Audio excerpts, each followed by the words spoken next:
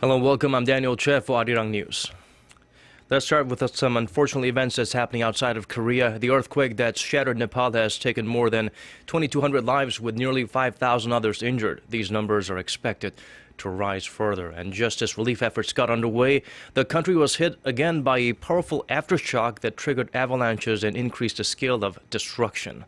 Our Shin Se-min has the latest.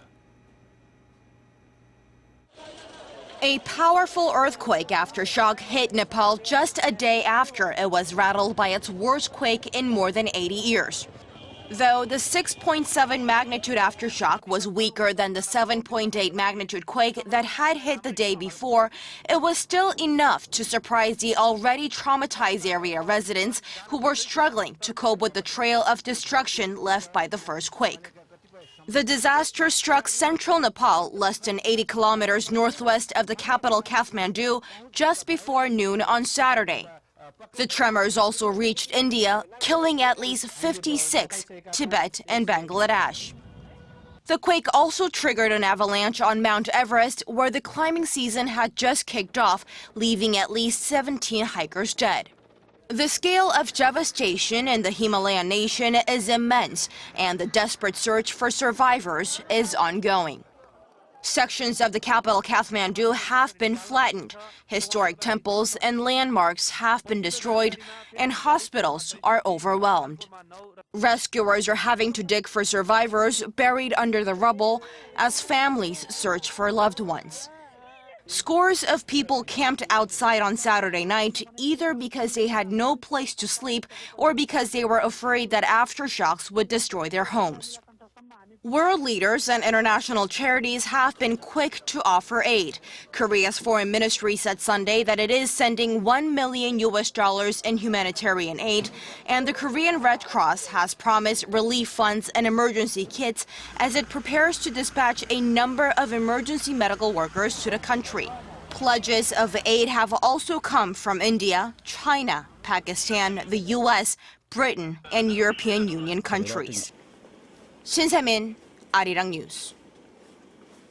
Do put up a prayer, whatever religion or faith you have, for the people of Nepal and all the others who are affected by this devastating earthquake. And now let's move on to a different story.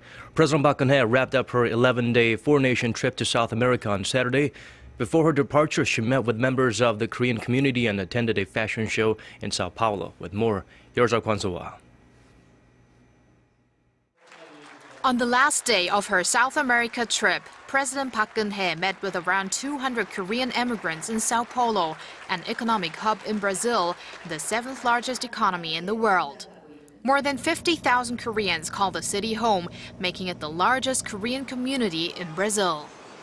브라질에서 가장 성공적인 커뮤니티로 평가를 받으면서 최근에는 차세대 동포들이 경제계, 법조계, 의료계 등 주류 사회로 활발하게 진출하고 있다고 들었습니다.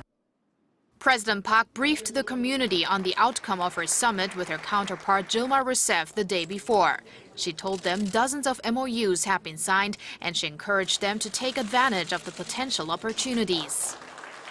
동포 사회는 고국의 글로벌 전진 기지가 되어야 하고, 고국은 동포 사회 발전을 든든하게 뒷받침하는 상생의 파트너가 되어야 한다고 생각합니다.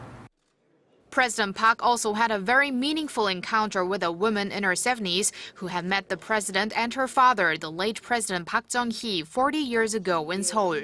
At the time, President Park was serving as acting First Lady following her mother's assassination. The last event President Park attended before her departure for Korea was a fashion show infused with K-pop, underscoring the significance of the fashion industry in Sao Paulo, where 7 out of 10 Korean residents work in the business. The performances by K-pop stars drew local fan club representatives to the scene too, enhancing President Park Geun-hye's efforts to engage in cultural diplomacy on her tour. Kwon So-wa, Arirang News.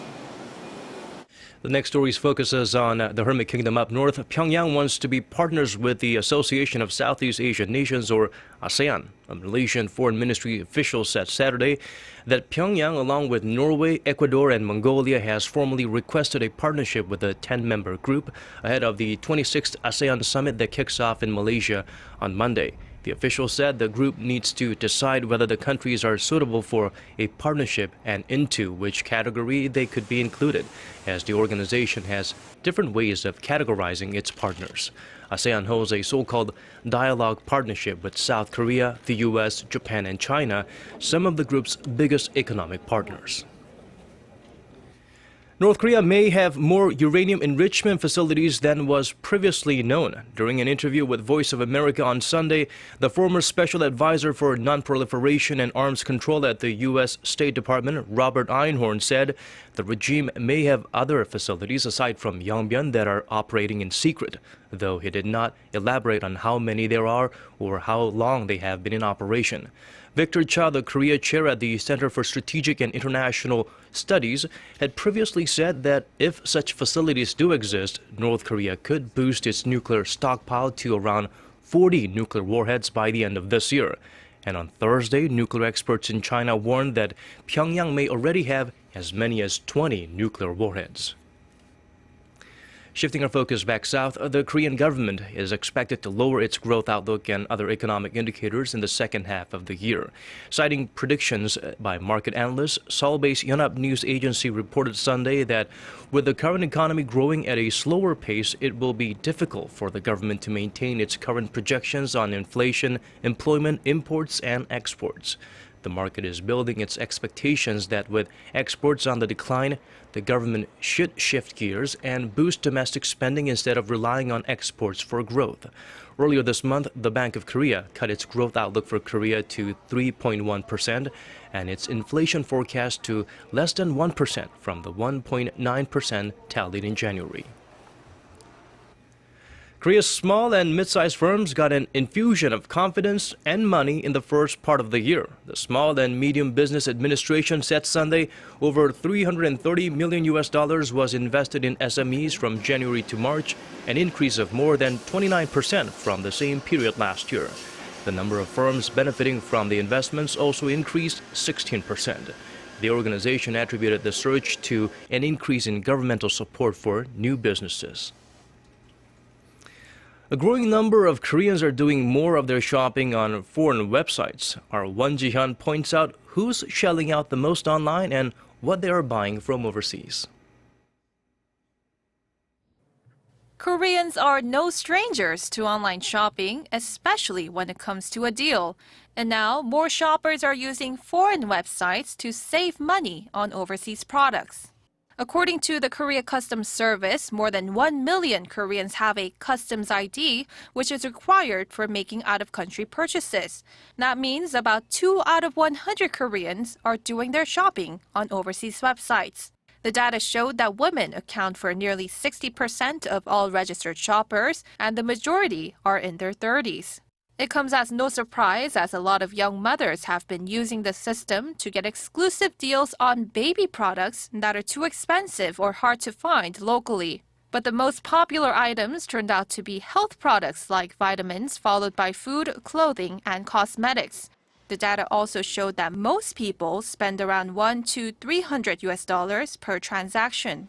The agency explains that overseas direct purchases became more popular since last June when the government simplified its customs process, which also made delivery time much faster.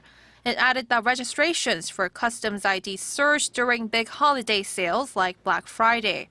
By country, the most popular websites for Korean shoppers were based in the United States, followed by Germany and China. Won Ji-hyun, Arirang News. And some more positive numbers. Korea's international air passenger traffic surged to a new high in the first quarter of this year due to a jump in the number of foreign visitors. On Sunday, the Transport Ministry reported that the number of air passengers to and from Korea was approximately 15.55 million in the January to March period. That's up 17.3% from the same period last year. The country's overall air passenger traffic spiked 16.6% to about 21.69 million, as the number of domestic air passengers also jumped 14.7% from the year before to roughly 6.14 million.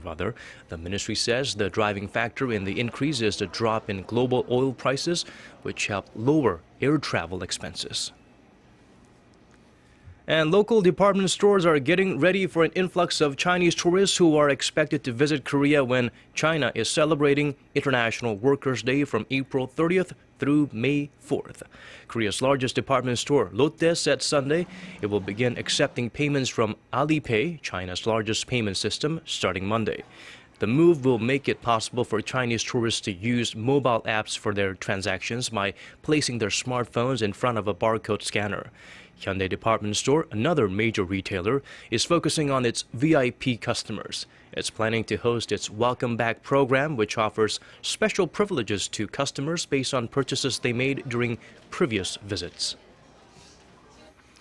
Single-person households could be the norm in Seoul, South Korea in the not-too-distant future. A new report on family structures by the Seoul city government shows that single-person households are the second most common type of household at 27%, followed by couples at 13.5% and single-parent households at 10.5%. The lion's share of the households went to 33.6%.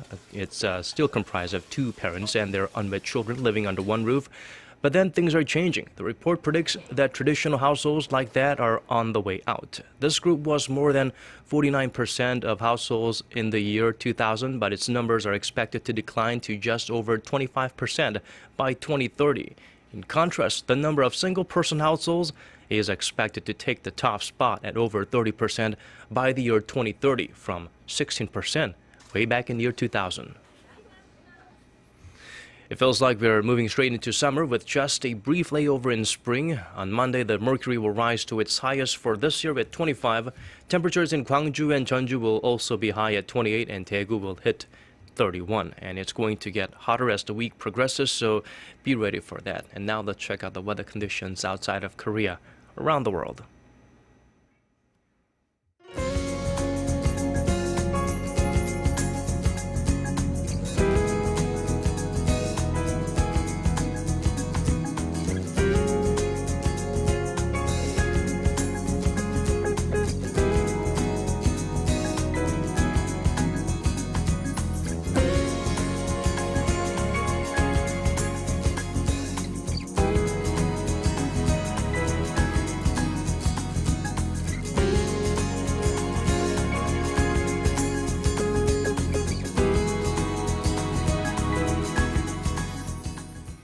And that's a wrap for us. Thank you for watching. Have a great start to your new week.